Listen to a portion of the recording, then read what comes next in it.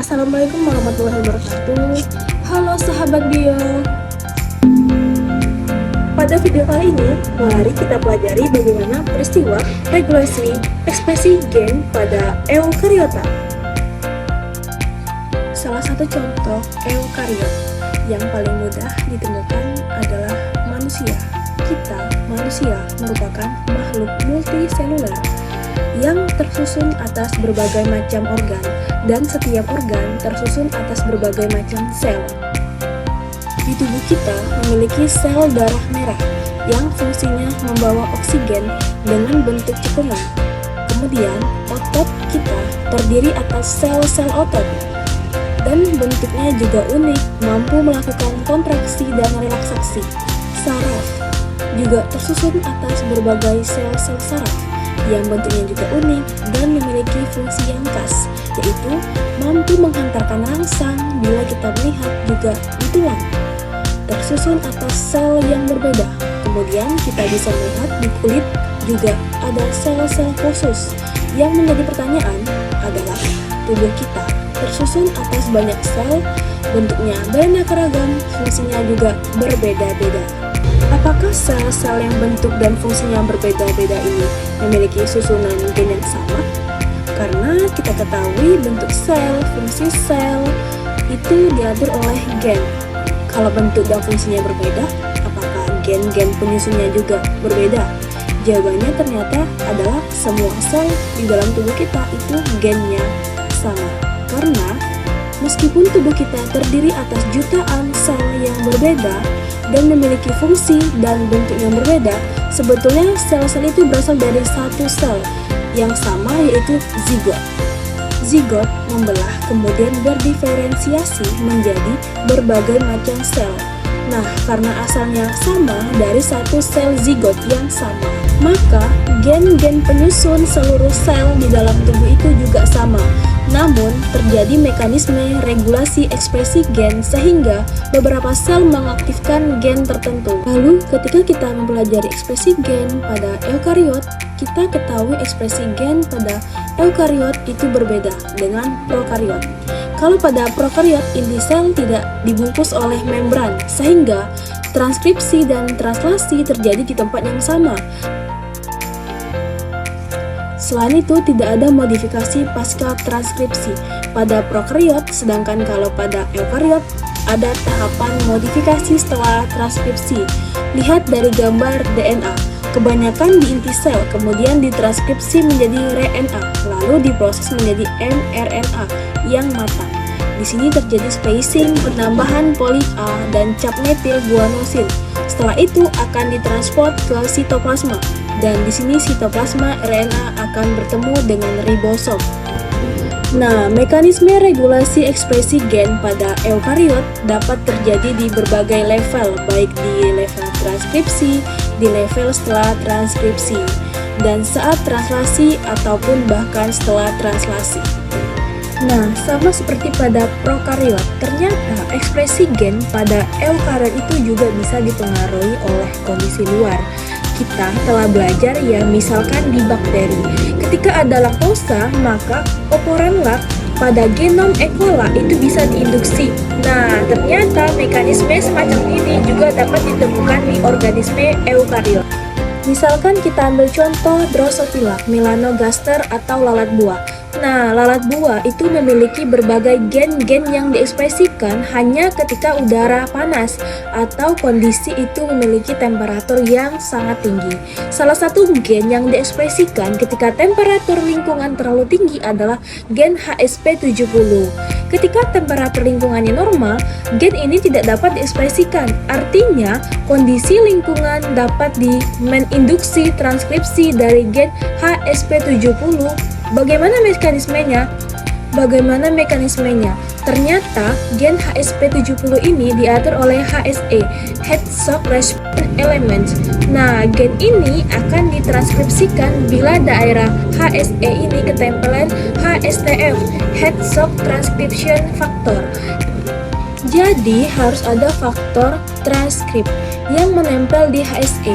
Barulah HSP70 ini dapat diekspresikan, dapat ditranskripsi hingga ditranslasikan.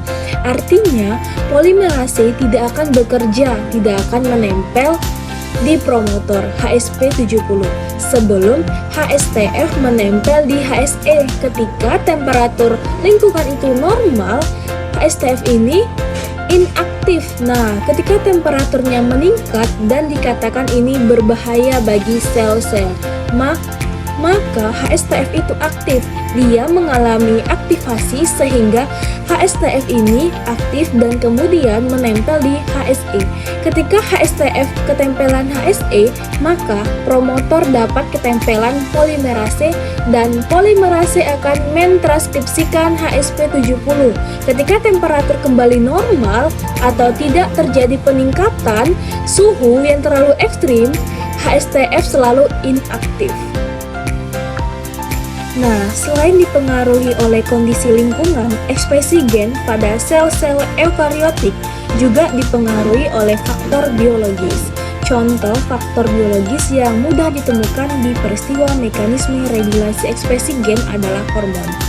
Yang kalau kita belajar anatomi fisiologi manusia atau hewan, misalkan kita dapat mengelompokkan hormon itu menjadi dua macam, yaitu hormon steroid dan hormon peptida.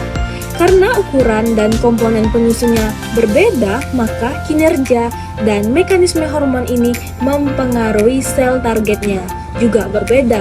Pertama-tama mari kita lihat bagaimana mekanisme hormon steroid mempengaruhi atau mengontrol sel targetnya. Pertama-tama mari kita lihat bagaimana mekanisme hormon steroid mempengaruhi atau mengontrol sel targetnya. Nah, kita lihat di bagian atas mekanisme bagaimana hormon steroid mencapai sel targetnya dan mengontrol regulasi ekspresi gen pada sel target tersebut. Hormon steroid itu tersusun atas tiroid, dan steroid itu turunan dari lipid. Dan kita ketahui sel kita tersusun atas membran sel yang tersusun atas fosfolipid. Jadinya steroid ini dapat larut di dalam lipid. Artinya steroid bisa melewati membran sel. Selain itu, karena ukurannya kecil, dia juga mudah melewati membran sel. Nah, ketika hormon steroid mencapai sel-sel targetnya, dia akan melewati membran sel target tersebut. Kemudian setelah mencapai sitoplasma, hormon steroid akan menempel di protein reseptornya. Nah, ketika protein reseptor membentuk kompleks dengan hormon steroid tersebut, kompleks ini akan masuk ke dalam inti sel melalui membran inti. Nah, di dalam inti sel ini kompleks. Hormon steroid dengan reseptornya akan menempel di DNA. Ini gambarnya ketika DNA ketempelan, kompleks ini akan menginduksi DNA ini untuk ditranskripsikan sehingga nanti hasil transkripsinya dibawa ke sitoplasma dan ditranslasikan. Berbeda dengan hormon steroid, hormon peptida itu ukurannya lebih besar dan tidak ada larut ke dalam lemak, sehingga hormon peptida tidak dapat masuk ke dalam sitoplasma. Berbeda dengan hormon steroid. Nah, ketika hormon peptida mencapai sel targetnya, dia akan menempel di reseptor. Reseptornya bukan di dalam sitoplasma, tapi reseptornya itu menempel di membran. Jadi, dia lintas membrannya reseptor. Nah, ketika protein reseptor ini ketempelan hormon peptida, maka di bagian bawah reseptor ini, proteinnya mengalami aktivasi. Namun, ketika dia tidak ketempelan hormon peptida, dia inaktif. Jadinya, ketika dia ketempelan peptida, dia menjadi aktif.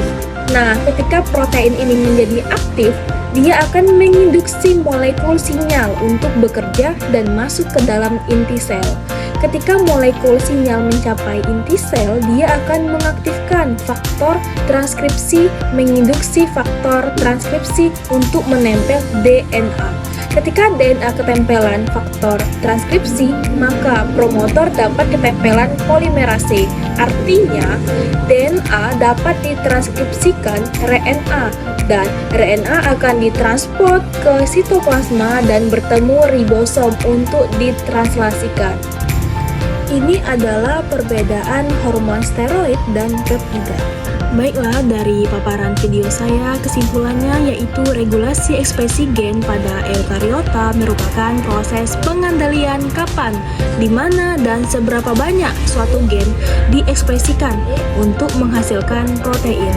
Pengaturan ini sangat kompleks karena sel eukariotik memiliki struktur dan tahapan ekspresi gen yang lebih rumit dibanding prokariota.